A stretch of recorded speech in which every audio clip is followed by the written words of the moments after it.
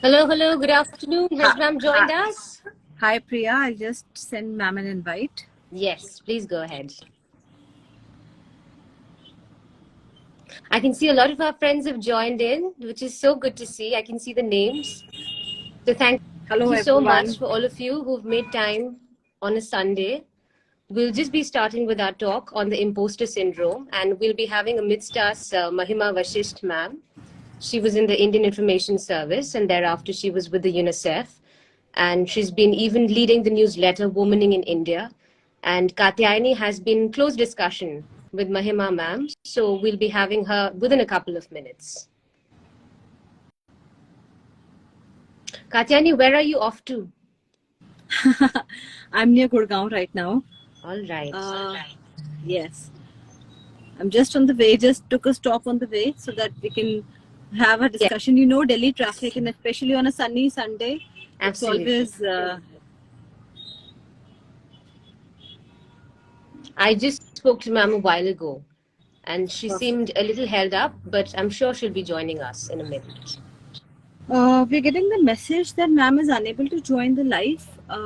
Can we check up the issue for the same? Yes, maybe some of our interns could just Yes, connect with ma'am. yes. Vasu, if we can just ask ma'am. Hello, Mr. Prem. Good afternoon. Oh, Thank you for good, joining us. wonderful. So Prem is from IRS from the Tamil Nadu cadre. Thank you so much for joining us.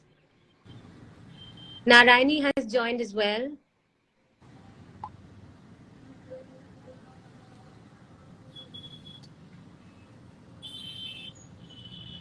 Priyadarshini, would it be possible to just ask ma'am if you can just, Absolutely. I've just texted ma'am, but Sure. if you can just call her.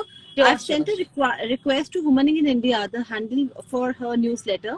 All right. So in case she's unable to join, I can even send an invite to her Personal other account. other All handle. right. Yes. Perfect, perfect. I'll connect in a bit.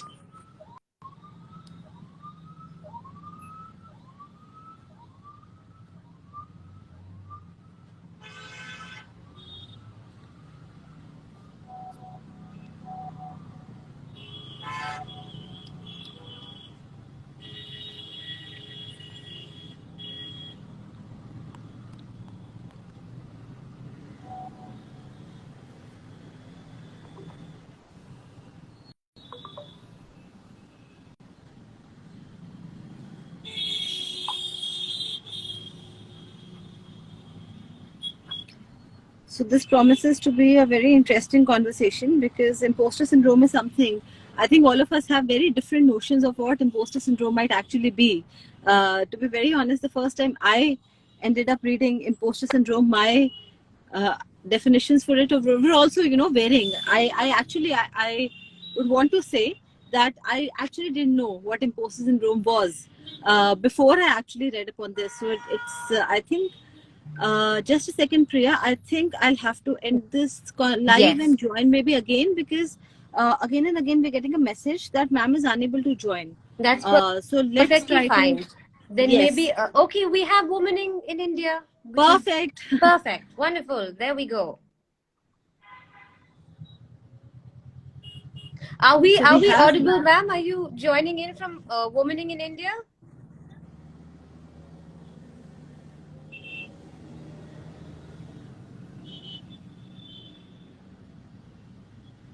All right. I think till ma'am joins in and till the technical glitches are taken care of, I think we can just give a brief gist for today's talk to all our viewers. Good morning, everyone. Rather, good afternoon. Today, we'll be discussing about the imposter syndrome.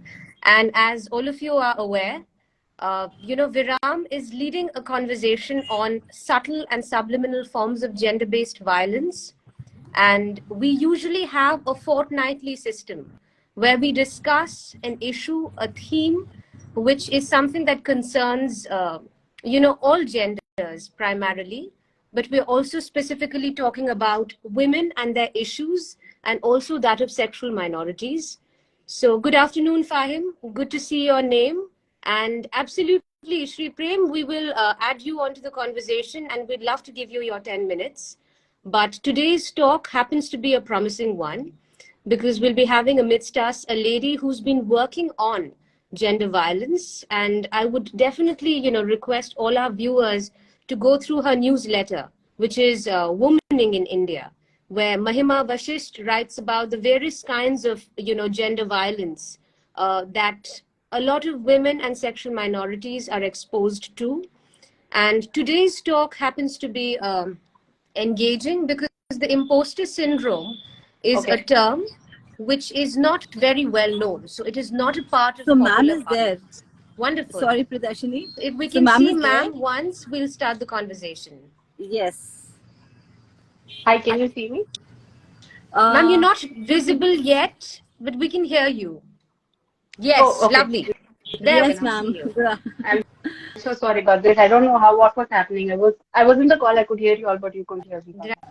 Good Right. afternoon, ma'am. Katyayani, go ahead. Thank you so much, ma'am, for joining us. Pleasure to have you with us at Viraam today afternoon. And I and Priyadarshini Thank just you were for having talking me. about this, ma'am, that imposter syndrome ends up being something that I think all of us, if we think about it, might have very different definitions about it. So, ma'am, day before yesterday, we at Viraam, we let out an Instagram question in one of our stories that what do you actually understand by imposter syndrome? And we were surprised to see that most of us had very different notions of what it might be. Yeah. It was also in a few of our replies, it also implied that, imposter syndrome might be something which we consciously develop as a mechanism to, tackle things or react to things. Whereas when we look at imposter syndrome in its entirety, it's something so very different, so very unique and complex, and so very integrated with how we look at gender. So we would definitely want, before, I think I and Pradarshini should be speaking less here, and we'll be inviting you. But before that, ma'am, if you permit, I'll just give out a brief introduction. Though I think for me, the one thing I would really want to do is, which all of us have actually gone through and have been poring over ma'am's articles for the past so many months. So I would really want, I know, I think everyone, all of us have been through the articles, but just for, our new viewers, I'll just like to give an introduction, ma'am. Mahima ma'am is an author of the weekly newsletter Womaning in India, which highlights gender bias and real blind spots in everyday life through real stories. With a subscriber base of over 5,000 regular readers, Womaning in India has been awarded the Women's Web Digital Creators Award for writing with social impact in 2022 and has been a featured publication on the global platform Substack. Ma'am is a working mother. So here I would like to just, take a brief pause and talk about this discussion that ma'am and I had. That initially, ma'am, wrote that I'm a working mother, and then we ended up thinking that is a mother ever not working, and should we Very actually good. qualify it? Is it a tautology, and should we be qualifying it with saying that somebody is a working mother? But I still made this point, and despite ma'am asking me to We just have to change it to mother. underscore the point even more. Yes, True. that's what I and ma'am agreed upon, that I think we need to underscore this point really well, that all mothers are working. So I would still take the liberty of saying that ma'am is a working mother, but professionally has 15 years of experience, first working as a civil servant with the Government of India, and later as a development sector professional with UNICEF, World Bank, and Tata Trusts.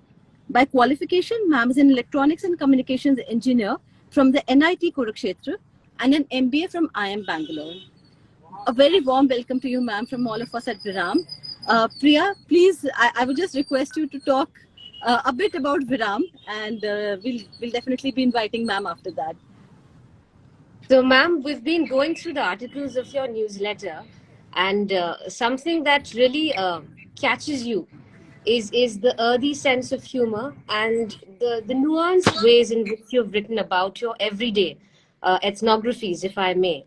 And some of the responses of your friends, of people next to you who you've documented in those very articles, it really gives you a sense of, the palimpsest nature of violence and the fact that a lot of feminist organizations are very much preoccupied with the manifest aspect of violence, also revealing a certain inadequacy of the current feminist literature, where we are not able to articulate about things that are much more subdued, that are slightly more latent and operating at a subterranean level.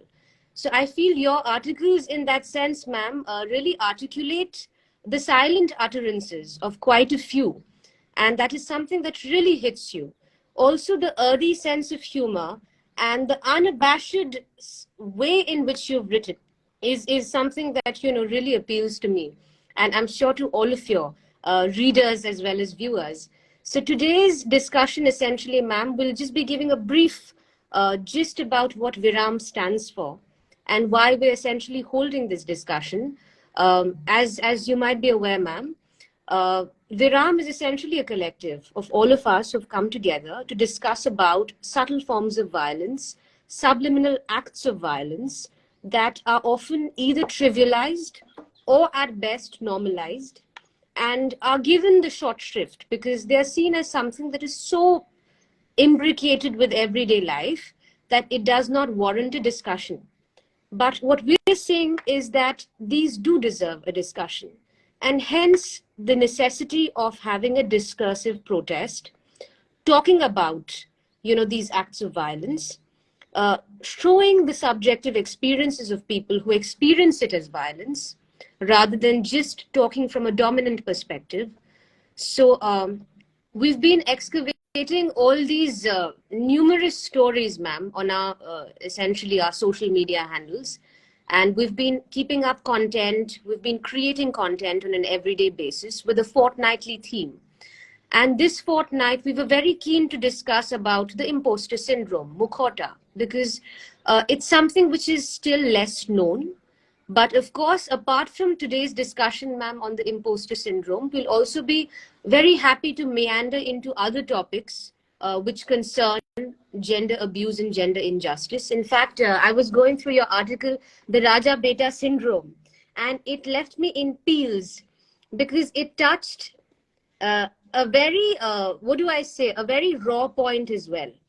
So it was not only amusing and humorous, but it was also painful in many ways. So the sense of entitlement that we are usually socialized with, for that matter, and how these manifest later on into these innumerable micro acts of subliminal violence.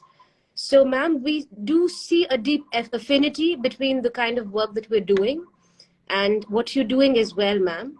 So, which is why we take the honor and the privilege to have you this morning with us and discuss a little bit about the imposter syndrome, which I'm sure all of our, viewers would also be willing to learn from today's session. I'll give it up to you, ma'am. Thank you so much, Priyadarshini and Katyayani, and thank you for all the amazing work you all are doing at Viraam. Uh, um, let me just begin with the question that Katyayani posed at the beginning of this conversation, which is, what is imposter syndrome? Because everyone seems to have their own different definition of it. So, because I'm a storyteller, I prefer to define things also via stories, because we can all go Google and look up the definition of imposter syndrome on Wikipedia. But here's what it feels like if you suffer from it. And so if somebody gives you a compliment, do you in your mind rationalize why that compliment doesn't actually apply to you? If somebody offers you a job or a promotion or any opportunity, do you second guess whether I truly deserve it, or am I getting it for something else? Is it since we're talking about gender, is it because I'm a woman? Is this a woman's quota thing? Is this because so and so was not interested in this job, that's why I'm getting this job? When you're praised at work, do you secretly feel like they don't really know who I am, that's why I fooled them?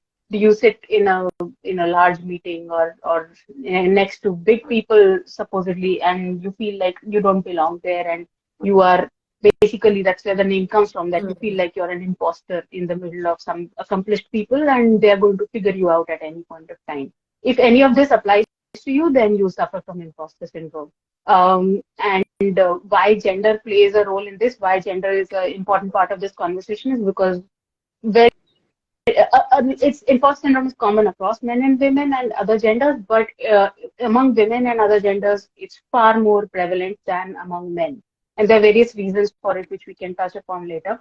But the term imposter syndrome itself was, no surprises, coined by a woman. So Dr. Pauline Chance is a researcher who came up with this term when she discovered it in herself and in her female graduate students. So that's when she came up with the term. and when she conducted a survey, especially across the women, it was found especially prevalent. There is a test for it with link. We can leave the link for that in the comments. And any of your listeners who are interested in diagnosing themselves, there's a self-diagnostic test that she's come up with. And out of 100 marks, basically, the higher you score, the higher is your imposter syndrome. And I was very surprised because I was writing a piece on this. And obviously, by that time I was conscious of it, and I knew that this is a phenomena. Many people suffer from it. Most women suffer from it. So maybe I also do. And I was conscious of my own self-talk, which is that negative talk which pulls you down, makes you feel like an imposter. But even after all of this awareness, and I'm literally interviewing women at this point for their stories to write this piece, and I took this test and my score was something like 81 out of 100. So that's insane. I think I've only heard of one more person with a higher score than me among the people I know. And it was funny because some of the women whose imposter syndrome stories I was writing had a lower score than I did. So anyone can basically suffer from it. It is not something that only that you either need to be very of a low qualification for your position, that I have studied less, or I am not enough, not smart enough, not good looking enough, whatever. If you think that you're objectively lower in some parameter, that is going to introduce imposter syndrome to your mind. That's not true. Or if you think that only when I rise up to a very high level, then I'll feel imposter syndrome, only when I become a CEO of a company, only those people feel imposter syndrome, that's also not true. So literally anyone can be going through it. But yes, gender plays a very important role in it and makes you much more susceptible to imposter syndrome.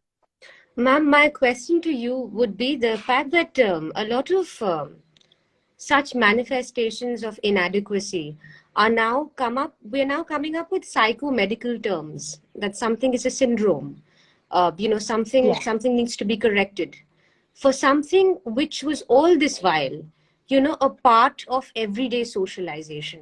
Now the fact that we've come up with a psychomedical term is making it seem to be a malaise that needs to be treated and corrected. So this has its benefits, I guess, in the fact that, one can take some sort of, possibly certain mentoring courses or leadership courses, and one can undergo a certain kind of undercoats treatment to get okay. But does this not even have a certain, a negative connotation, the fact that you're treating to something as a syndrome, something which is sort of drilled down over ages and cultures? You're referring to it as a syndrome, which is saying that there's some sort of an aberration or some sort of an abnormality in the person. So does this have its negative ramifications as well? Because in a way, you're again stigmatizing the person. You're even coming up with a label, an epithet, that you're suffering from this syndrome. You need to get over it. Any thoughts on this, ma'am? Yeah. So the way I look at it, and I'm not a doctor, I'm not a psychologist, so those disclaimers in place, and as someone who suffers from it myself, the way I think of it, it's not a stigma. It's more of an empowering realization. At least for me, it was when I just realized I have it, because it's not something that's telling you something's wrong with you. On the other hand, it's the right opposite. It's telling you that there's not that as much wrong with you as you probably imagine there to be, right? You imagine I don't deserve my job, or you imagine I don't deserve my partner, or I don't deserve the love of someone, of sometimes like my own children. People deserve have all of this talk going on, and therefore putting a name to it or putting a label to it helps you kind of quantify it in your own mind. When you take a diagnostic test and it gives you a score, it gives you a quantification in your own mind of how much am I pulling myself below my own potential? Do I have the potential to rise and fly far higher than I am? And am I the only one holding myself back? And this is not to victim blame or say that you are responsible for your misfortunes, but it is to say that in many situations, objectively, you might not put yourself out there as much as another person who doesn't have as much imposter syndrome with even fewer qualifications than you might. A very clear example of this is that there have been plenty of studies that have shown that if there is a job opportunity comes out and there are 10 parameters that you need to meet to apply for that job, most women who meet 9 out of 10 parameters will say, I don't meet all the parameters, so I will not apply for this job. And many men who meet probably 3 parameters will apply for it because they're like, well, what is the harm? And might as well give it a shot.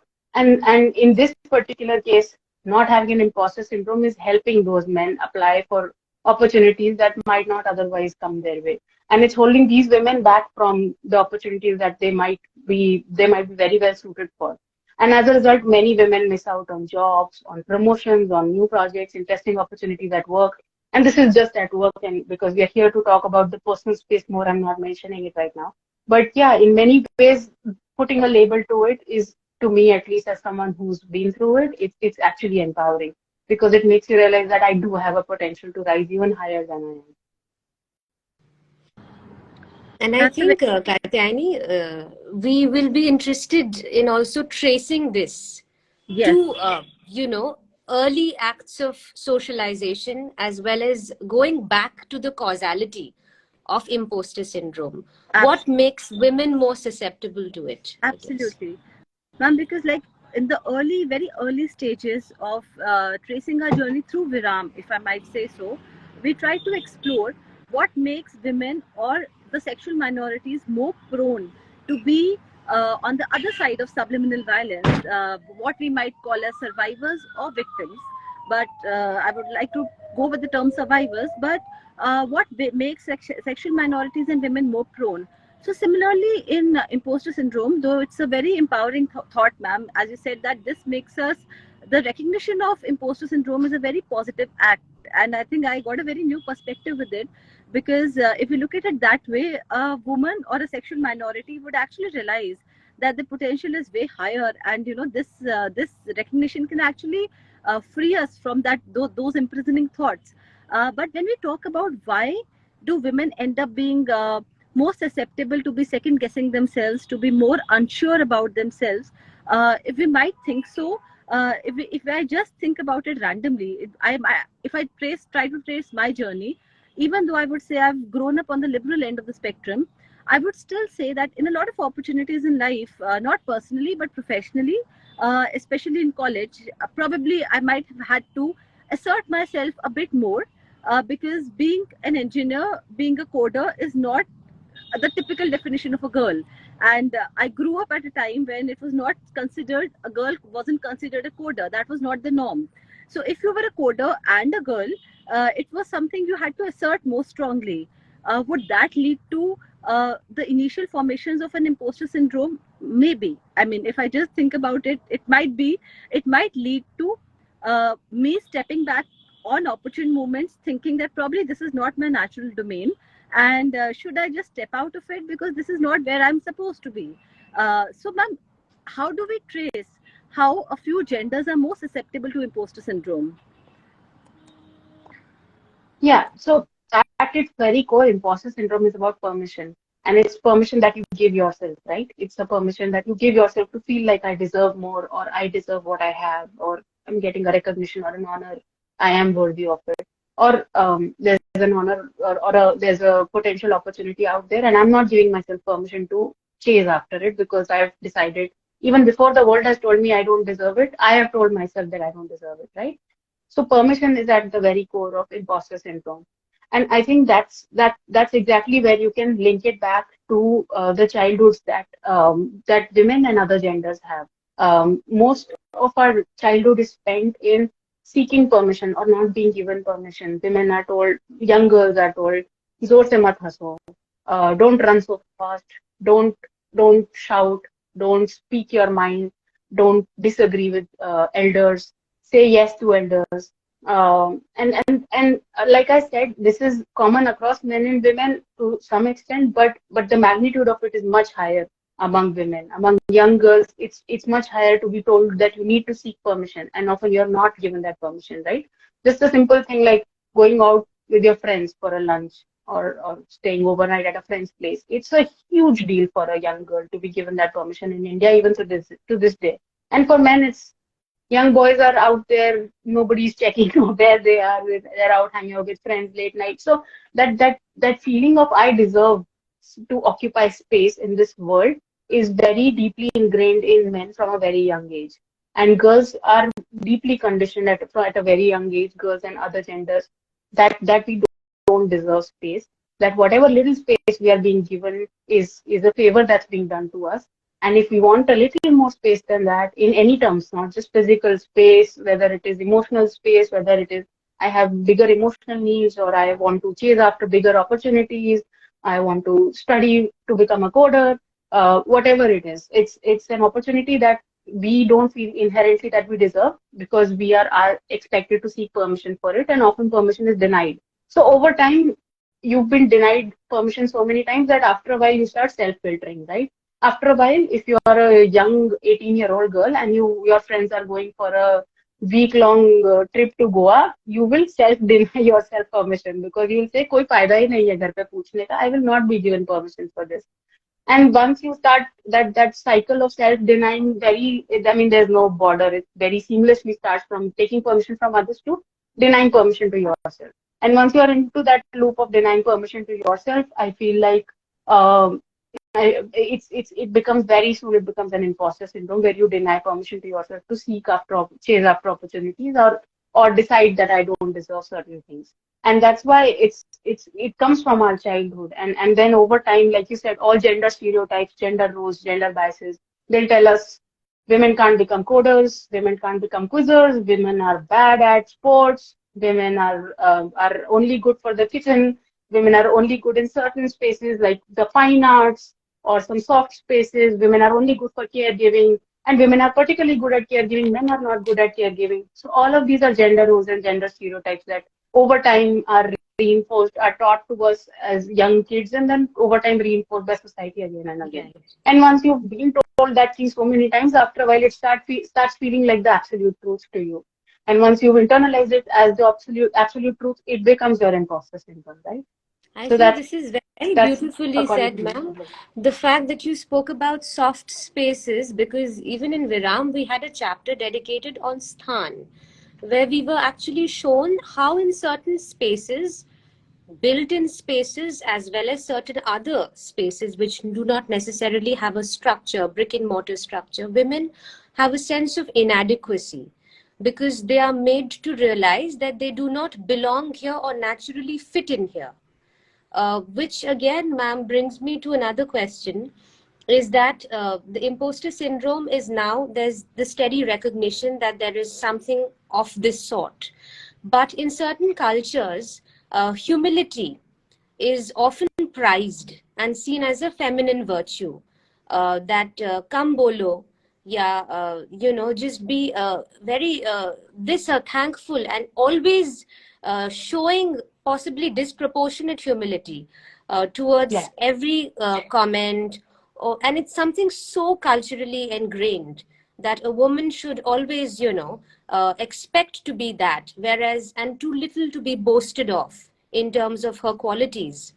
So, how do we counter these very culturally resilient strategies that teach us to be always show a case of humility, to always exhibit Yeah. humility? Yeah, so I mean that's a good question, because until I read about imposter syndrome and self-diagnosed myself with it, I thought I was just really polite and I was very, very humble, right?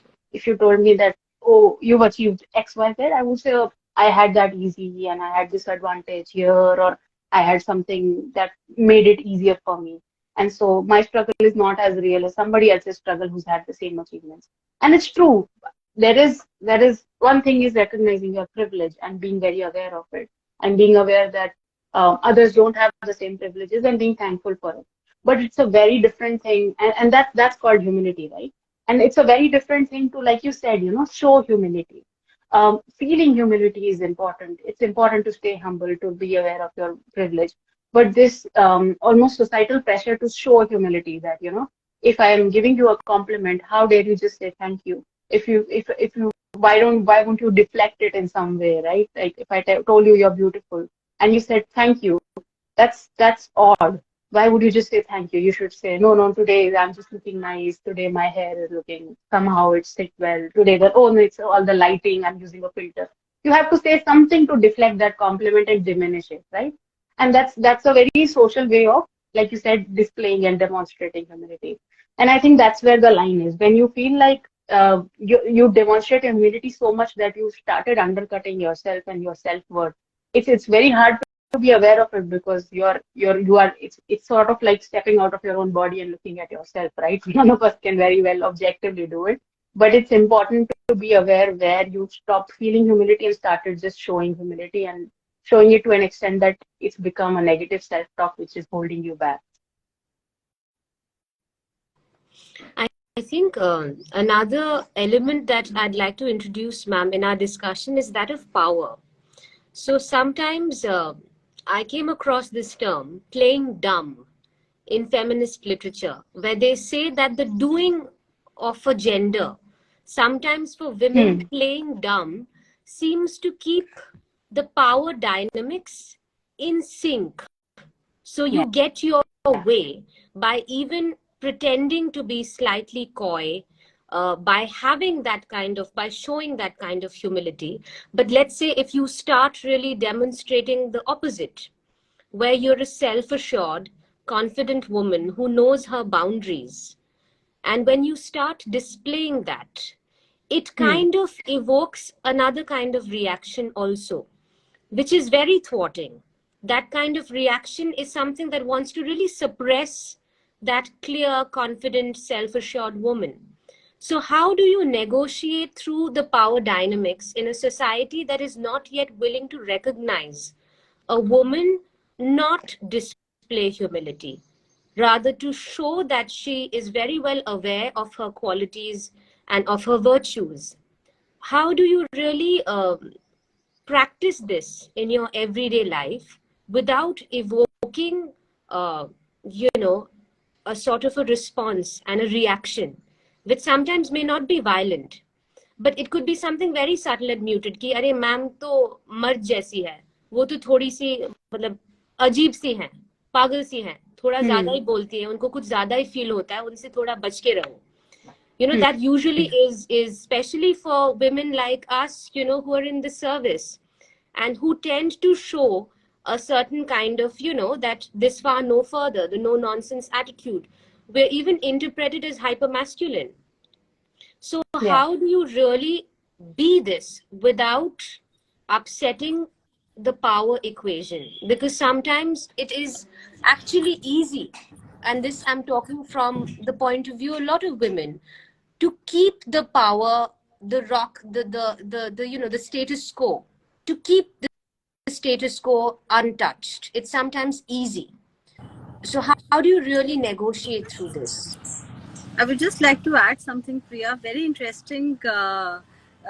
Way the actually what you asked is actually very interesting, because this is something we are facing on a daily basis. But just listening to you as a third person, not feeling, being a part of Viraam. If I look at it from a third person's perspective, so like to say one thing here, that the way we talk about something being hyper masculine and something being feminine, so being coy, being feminine, and being self assured, assertive, and knowing our boundaries being masculine, itself speaks volumes about how we are actually conditioned to view power and to view people in power. So just thought I should, definitely speak this, because when I was listening to you, I just realized how even people like us in our daily interactions actually end up unwillingly, but reinforcing, we're not reinforcing the stereotype, but being a victim of the stereotype, because this is something we're trying to battle every day, day in and day out. So over to you, ma'am. Sorry for this interregnum in between. I just thought I should definitely make this point here.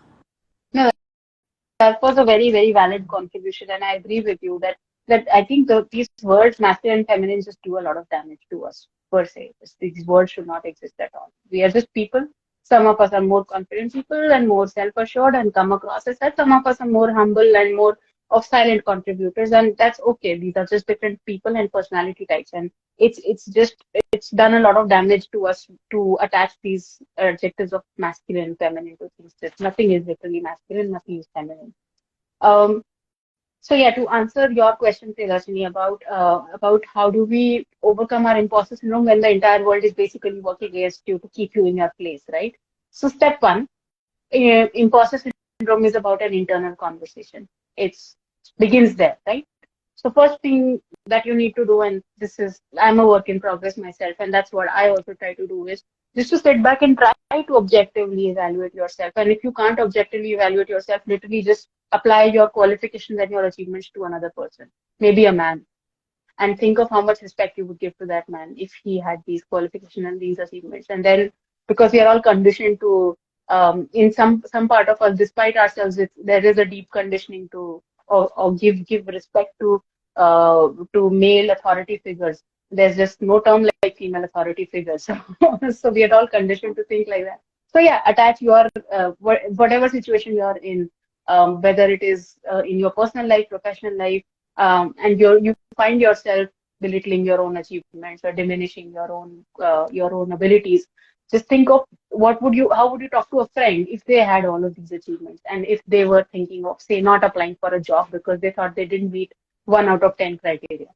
Wouldn't you just take your friend, right, and tell them that, wake up, you need to apply for this. You are one of the most qualified people for this, and they would be lucky to have you. That's how we talk to our friends, but that's not how we talk to ourselves. So step one, we need to talk to ourselves like we are our own friends. And this is right now irrespective of what the world tells us and reinforces amongst us. Step two is how, yeah, so if you become a more self-assured woman on the inside, or a self-assured person on the inside, yes, it will start reflecting in your behavior, in the way you deal with other people. And like Priyadarshini said, you may come across as hot-headed, and those are just labels that are applied to women. Somehow, like you were saying, Katyayani, when a man is passionate about his work and speaks a lot about his work, he's passionate. And when a woman says the same thing, she's getting emotional, right? When a man is authoritative, then he's a leader. When a woman is authoritative, she's bossy. So yes, all of these labels will be thrown at you, and you can expect this, that the world will not take it lying down when you start becoming your own person. In that situation, all we have to do is pick our battles, right? Like, we decide what is the kind of person and situation where it is worth our energy and emotional investments to engage with this person and to try to talk this out, or try to convince them, or just to tell them that they are wrong. Where do you want to take a stand and where not? It's your own personal decision, because it does take a lot of emotional energy to kind of engage in these conversations, and not everyone is worth that energy, and not every situation is worth that energy. So you pick a battle.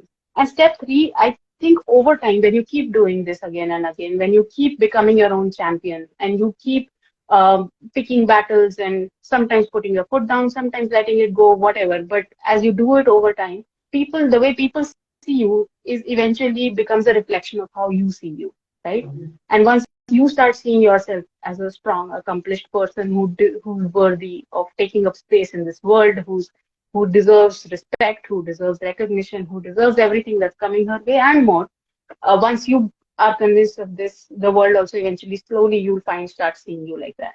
Again, this is not to victim blame at all, and I want to emphasize it again and again, because people who are in abusive situations should not feel that, oh, maybe I did not think well enough of myself, that's why this is happening to me. No. In case of abuse, in case of just any kind of injustice, it's not on the victim, for sure. But what we're talking about here is how you see yourself, and that is where the battle begins. So that's the most important first step. And how the world sees you comes later. I think that's very well said. I think we need to pick our battles, but we definitely need to pick our battles wisely. So thank you. Thank you for that, ma'am. And Katyayani, do you have any questions? Because Sri Prem is trying to connect to us, and he would want his 10 minutes. Does he have a question?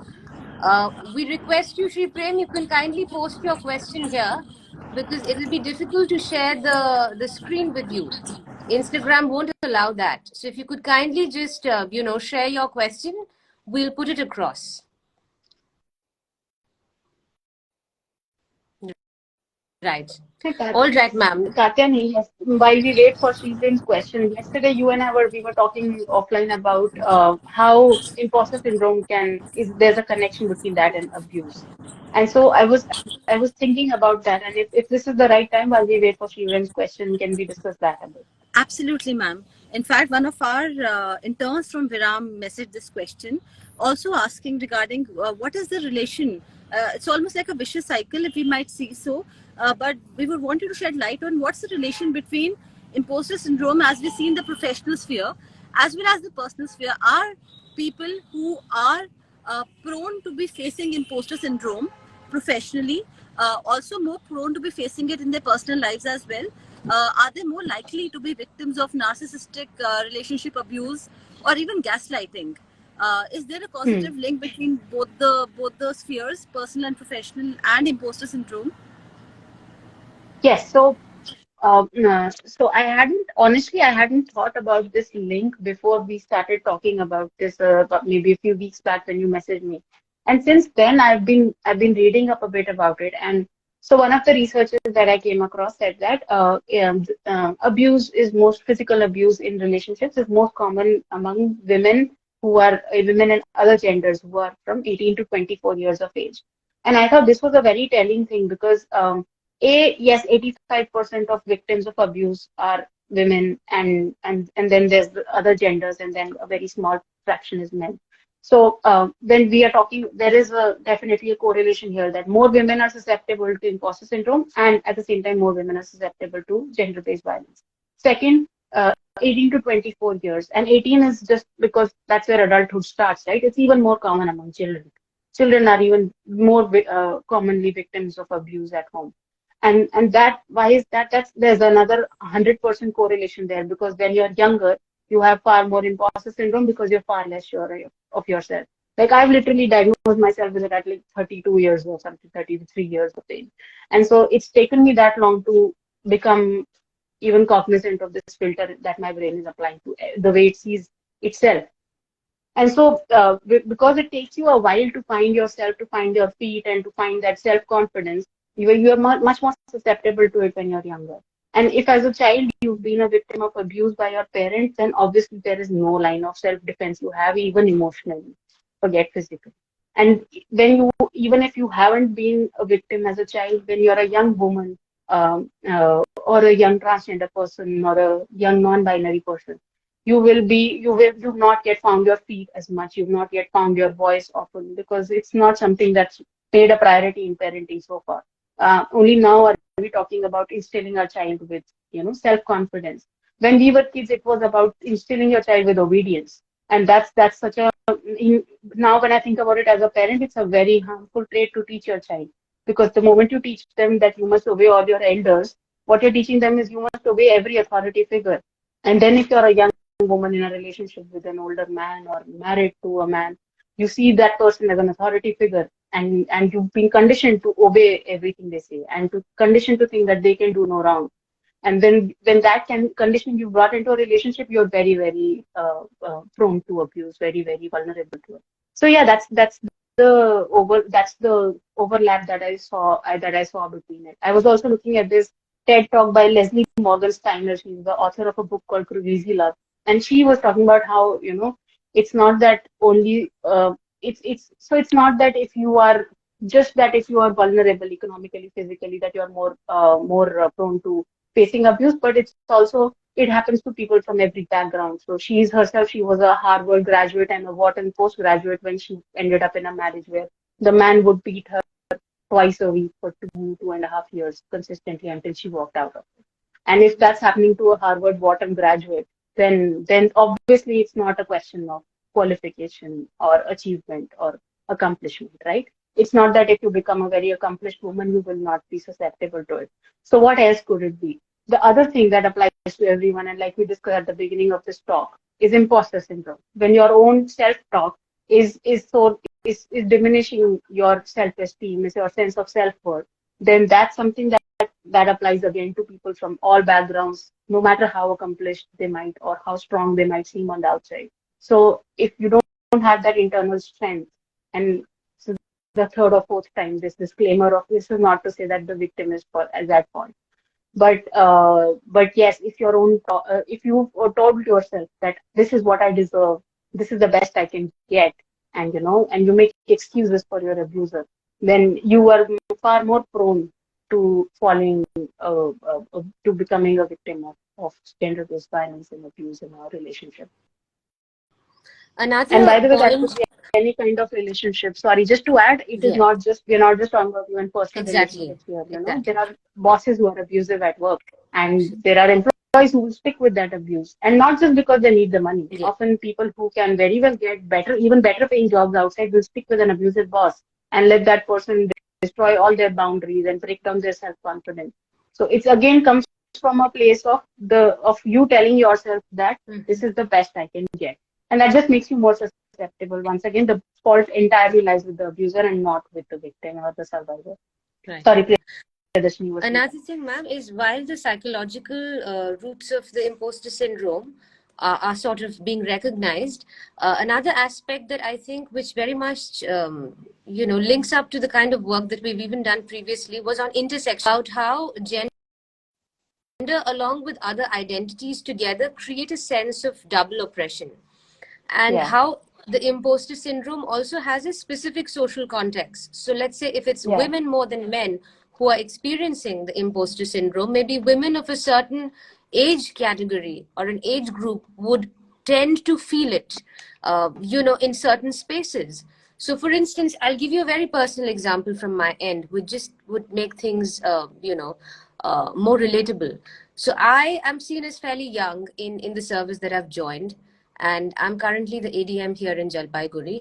But at the same time, what I do feel is people who are much more senior and are in the same service, there's a constant feel that age would put this person at a certain disadvantage, that this person is too young to be able to navigate through something, or the fact that she's young doesn't make her have the requisite skill set. That is often an unthinking sort of a bias that is a part of general conversations. So I just feel that the concept of intersectionality and identity is very important to situate the imposter syndrome. Also, for instance, a person who's coming from a fairly more socially vulnerable background shall even be more inadequate in a space where he is usually expected to be quiet or to take things lying. So I will not completely talk about the fact that only certain identities are more prone to imposter syndrome, but definitely the susceptibility of certain identities, not just gender, but ethnicity for that matter, class, caste, color, are very potent issues also. So some, as even Shrishti is mentioning here, that younger assistant professors are almost always asked to look older, hence the thick glasses and a sort of a natural gravitas in your body, whereas I just pay, without these glasses I possibly look like a bacha out of college, and I honestly can't help it. But I won't be but the fact that if I'm treated as one, that's where I'll have problems with it. So I think it's also important if we sort of contextualize it within the social context as well, ma'am, of the imposter syndrome. yeah. No, absolutely, you're right. And I mean, since we're talking about intersectionality, yes, it applies to gender is just one aspect of it. Absolutely. And because women and other genders are less advantaged than cis males, it's because that leads to a heightened sense of imposter syndrome among us. Of course, nobody is insulated, and like I said, I have the second highest imposter syndrome out of everyone I know, and the highest score is of a cis male from a upper caste Hindu. So it's not like there is any law to this that men are completely imposter syndrome proof. But yes, your other factors of your life definitely play a very very big role and increase your susceptibility by orders of magnitude. So, for example, I've done a piece for Womaning in India about on women who suffer from disabilities. And as part of my research for that piece, I spoke a lot with deaf and mute women. And and in fact, in the process, I learned a bit of sign language also because it is harder to communicate with them without it. And what I learned through this, I was talking to some activists, and they spoke about how if a woman is born, say, blind or deaf or with another physical handicap, she is immediately written off by the family in most parts of India as a liability who has to be basically married off to the Right. first guy they can find who's ready to accept them. And by the way, at a premium dowry payment, right? And that's how and I was talking to this activist, and she was talking to me about how she met these young girls who had come to a death camp with their families. And all the parents' priority was that we're waiting for her to turn 18, and the day she does, they're going to marry her to the first guy we can find. And again, there'll be no filter there of whether this guy is from a deserving background, whether he's going to be kind to our daughter, whether forget love, even basic kindness, whether he's not going to abuse her. These were not questions that are asked, right? And those families are marrying these women just for the dowry or for the added advantage of having, say, another domestic help in the house. And so she spoke about how this woman I was speaking to, she spoke about how, so she's herself deaf and she's a lawyer. And she said that it is because I was given that privilege of, being able to, with the sense of, her own sense of self-worth given with coupled with the opportunities she had, that she went on to study law, and she's now, she's, I think, India's first deaf lawyer. And she said that when these girls came to camp and they saw me and their families saw me, that was the first time it occurred to any of them that this is not the only, that getting married at 18 to the first guy is not the only route available to a deaf woman. And so that's how intersectionality plays a very important role in it. That the very notion that you can deserve what you and I, people like us, privileged people like us, consider a normal life. That very notion that you can study, that you can work, that you can choose your own profession, you can choose your own partner. That's revolutionary for many of these families, and so it's revolutionary to these women because they've been ingrained with this idea that you have only one path, and that is literally the lowest common denominator of what any human being can hope to achieve in their life because you were born this way, or you were born in such a family or to such a background. I'm so glad we are having this discussion today. In fact, ma'am, we'd love to invite you once again to discuss about other issues that you've written so beautifully in your newsletter. In fact, I've been going through a few articles, and I'm reminded of this article that I'd read, ma'am. Correct me if I'm wrong. This was about the Suraj Kund Mela. Uh, Yeah. was this the Suraj Kund? Yes. And I am just amazed at, of course, the insolence of the person.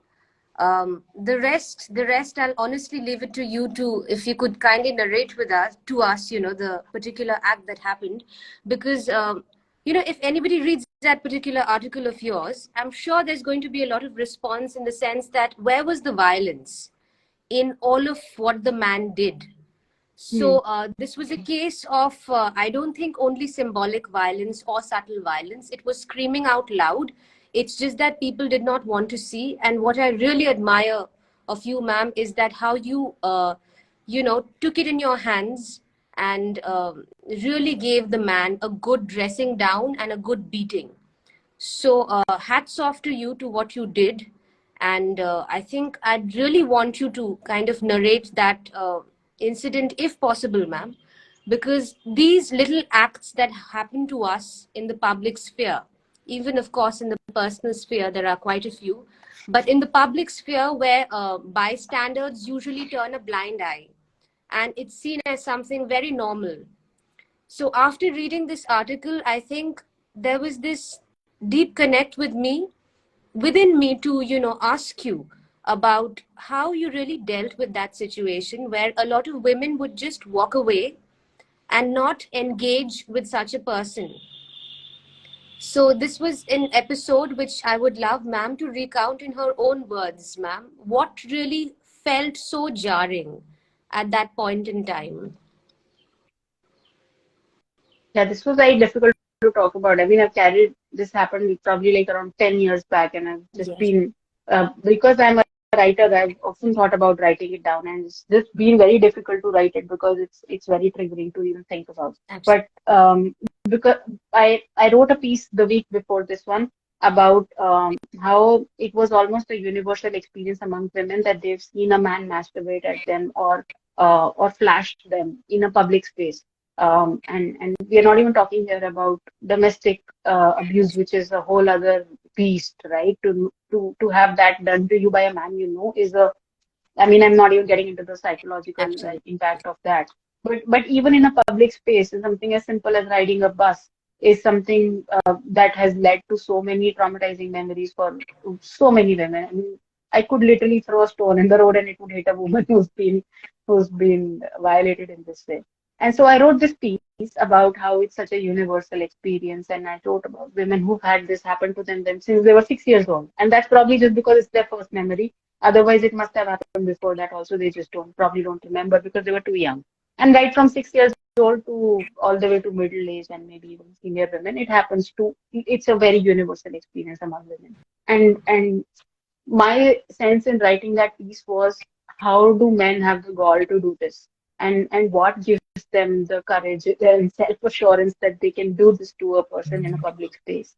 Um, and yeah, most people read that piece with that lens and got that message from it. But there were still a few people who would, come up and be like, why didn't she fight back? Why didn't she say something? Why didn't she hit him? Or she should have kicked him in the balls, or oh, she should have taken him to the police station. And there are all of these armchair critics who sit and give this advice from behind their keypads in comfortable safety of their home. But so I wanted to write, and that reading that response made me even more infuriated. And I wanted to write a piece about what happens when a woman fights back. And I did interview a couple of women for that, but I honestly thought it would be most honest if I wrote my own story here, because I have had a quite a terrible experience of fighting back. So yeah, like you said, this happened at Suraj Kund Mela. Was shortly after my wedding. So just a disclaimer, I was covered from top to bottom in all new bride finery, which North Indian women often wear. And so it's not about a question of what was she wearing, which is another question that shitty people tend to ask. And so yeah, I was at that Mela at the fair with my family, and my parents were there, or aunt was there, and I was there. So it was broad daylight. It was not even, again, what time was she out? It was daylight. And it was, there was a big crowd, and we were all watching some street play or something. And I suddenly felt something poking at me from behind. I thought it's crowded, if someone's bag is hitting me or something. So I moved to a side. And then the poking also moved to a side. And then I turned back and I saw a man had his penis in his hand, and he was masturbating while against my body. And I think this was about 2014, so it was shortly after the Nirbhaya episode had happened in Delhi. And incidentally, just a while before that, I had been talking to someone in my family, a very senior lady, and she told me that she had seen a man masturbating at her when she was a teenager. And basically, she sat with this secret, and I was the first person she had told. So she basically sat with this secret for 50 years or something, and then decided that somebody who was not even born at that time, maybe I can trust her with this. So she didn't tell her husband, she didn't tell her parents, she didn't tell her children, she told nobody in her entire life. And she was just carrying it around like a shameful secret for decades. And then, of course, the Nirbhaya episode had happened, and there was that documentary that had come out, India's Daughters. And you saw the faces of those men who had done that to her, and you saw how nonchalantly they took it. Like, obviously she was out in the night. Of course, what else would we do? As if they had no option but to put a rod inside of it. And so yeah, I mean, those were the two thoughts that suddenly came to my mind in a flash of a second, about how women in this country are so traumatized and living in such shackled existences that for decades we'll carry the trauma of somebody else's action with us and not speak about it. And these men, when by this silence, these men are emboldened to a point where they say that murdering a woman and brutally raping her was the only option we had. What else would we do if she's out at night? So those were the two thoughts I had, and I realized that I was a civil servant at the time. I'm a very privileged woman. I'm here with my family, it's broad daylight in a public place. If I don't fight back now, if I suffer this silently and let it go now, then who else will ever fight back? So that's the thought that just, it's been a matter of a second. It really, all of this flashed in my mind, and then I just turned around. I put my phone or something in my bag. I gave it to my aunt. I turned around and I grabbed the guy by his collar, and then, I mean, it's the rest is in the piece. I beat him black and blue, and then I dragged him to the police jockey, which was in the fair. And it's literally the only time in my career that I flashed my ID card for a personal use. I would never ever tell anyone that I'm from that background to, like people do it to get tickets for movies and plays and stuff like that. Me and my husband would never do that. But yeah, this was the only time where I took out my ID card and I told them that it is a MHA ID card that all of us have, right? So I kind of like said I'm from the Home Ministry, which I wasn't. And so I kind of terrorized the police while I was there because I didn't want them to tell me this is nothing and let it go, Madam Jane Dijiye. I didn't want any of that nonsense. I wanted retribution. So I kind of threatened all the police guys who I'm as scared of police as the next Indian citizen, next Sharif Insan of India. But in that moment, like I said, I had the privilege to do this, and so I used it. And yeah, so then I dragged him to the police jockey, and then he tried to make an escape for it, and the cops caught him again and beat him up again. I mean, at one point I saw like I had while hitting him, I saw blood flying out of his face, and my hand was throbbing in pain. But I mean, it's not as easy as Sunny Deol makes it look. Punching people is harder, hard work. And so yeah, so then yeah, and then I wrote an FIR out and about what had happened. And then from a while, my parents had been away when all of this happened. So then they caught up with us. And by the time they caught up there, I kind of crumbled when I saw them. Until that point, I was maintaining a facade of being this strong woman who got it all together. But I didn't, obviously. It was a very traumatic experience. And so when he saw the cop, he saw this moment of weakness, he kind of counseled me and he said, you should let it go because if this goes to court, you'll have to go again and again. You'll have to go to court for years and look at his face every day and recount this incident every day again and again. And it's just going to be a hassle for you. So let it go and we'll teach him a lesson. And by that time, that guy again, he came and he started touching my feet, which was again felt like a violation. So I kind of kicked him and broke his nose, and that felt good. I won't lie. It's violent, very violent.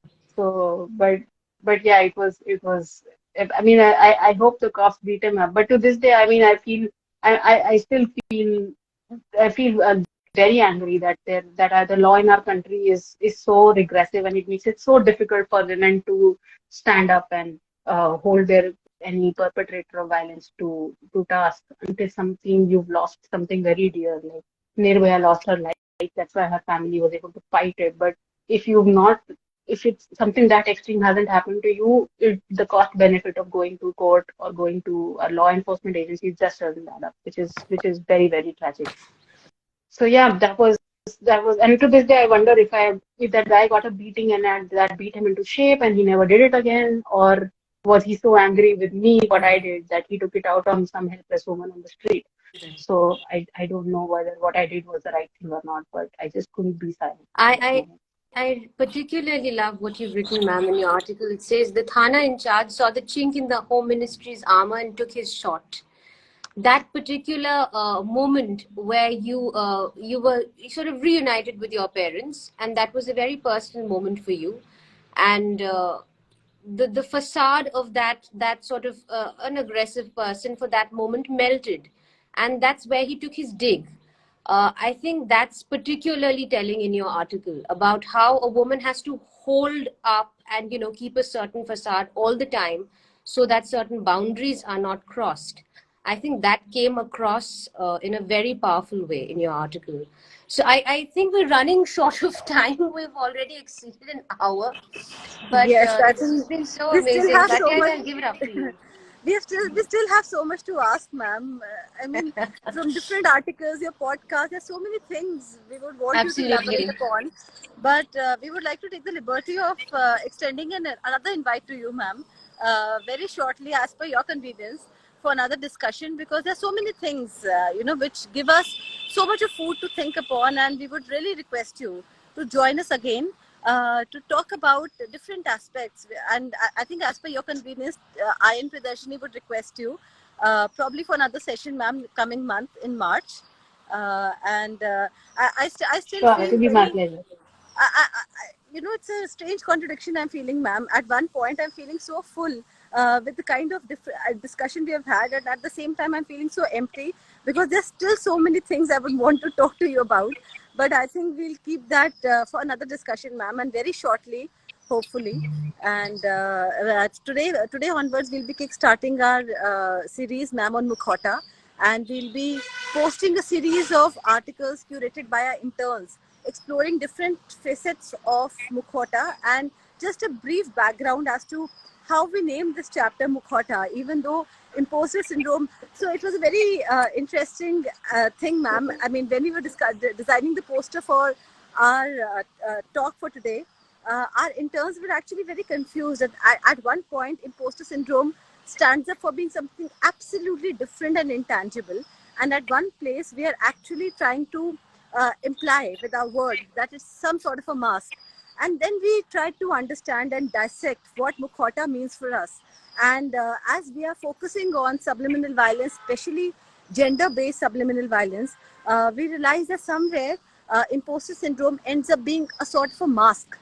That may be a defense mechanism or that may be a conditioning, but at the very base, it's a mask which a few genders, specifically women and sexual minorities, have to dawn upon. And it might be meaning different things to different people in terms of the reason why they're donning that mask. But at the very core, it reeks of the same thing, which is imposter syndrome. And we do hope. I think, ma'am, all of us would be taking that test very soon, and we do hope that we take on different steps to understand where we can encounter imposter syndrome, and we hope that we become each other's strength in understanding our true potential. And thank you so much, ma'am, from all of us at Viraam. And over to you, Priya. And we hope to see you very soon, ma'am. Very soon, very again, ma'am.